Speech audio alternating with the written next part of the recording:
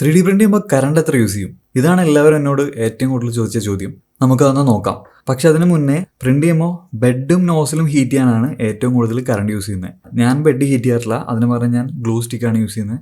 Bed heat ചെയ്യുമ്പോൾ എത്രയാണെന്ന് കൂടി നമുക്ക് ഇതിനകത്ത് നോക്കാം. അപ്പോൾ പവർ എത്ര എടുക്കുമെന്ന് മെഷർ ചെയ്യാൻ വേണ്ടി എൻ്റെ കയ്യിൽ പോർട്രോണിക്സിൻ്റെ സ്മാർട്ട് പ്ലഗ് ഉണ്ട്.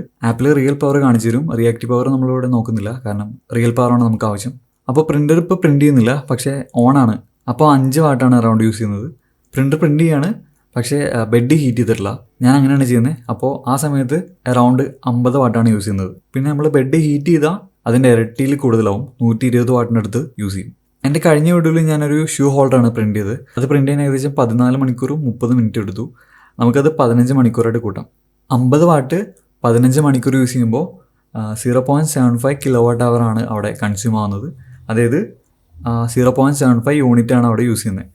ഒരു യൂണിറ്റിന് ഏകദേശം 7.10 കൂട്ടുമ്പോൾ ആ പ്രിന്റ് ചെയ്യാൻ ചിലവായിരിക്കുന്നത് 5 രൂപ 32 പൈസയാണ്. ഇനി ഇത് ഞാൻ ഡെയിലി 10 മണിക്കൂർ വെച്ച് 2 മാസത്തേക്ക് ചെയ്താൽ, ശരിക്കും ഞാൻ അങ്ങനെ ചെയ്യാറില്ല, എന്നാലും മാക്സിമം അത്ര ചെയ്താൽ എനിക്ക് കൺസ്യൂം ആവുന്നത് 30 യൂണിറ്റാണ്. അപ്പോൾ 30 യൂണിറ്റ് കറണ്ടിന് 7 രൂപ 1 പൈസ വെച്ച് കൂട്ടുമ്പോൾ 213 രൂപയാണ് അവിടെ ആവുന്നത്. ഇത് കൂടിയും കുറഞ്ഞു ഇരിക്കാം, എന്നാലും ഇതൊരു ഏകദേശ കണക്കാണ്. ബെഡ് ഹീറ്റ് ചെയ്ത് ചെയ്യുമ്പോൾ ഇതിൻ്റെ ഇരട്ടിയിൽ കൂടുതലാവും. ഞാൻ പക്ഷേ ബെഡ് ഹീറ്റ് ചെയ്ത് ചെയ്യാറില്ല. അപ്പോൾ ഇതാണ് ഇതിൻ്റെ ഒരു പവർ കൺസപ്ഷൻ. അപ്പോൾ എല്ലാവർക്കും ഏകദേശം ഒരു ധാരണ കിട്ടിയെന്ന് വിചാരിക്കുന്നു. ഇത് കൃത്യമായിട്ട് പറയാൻ പറ്റില്ല, ഇതൊരു അപ്രോക്സിമേറ്റ് കോസ്റ്റ് ആണ്.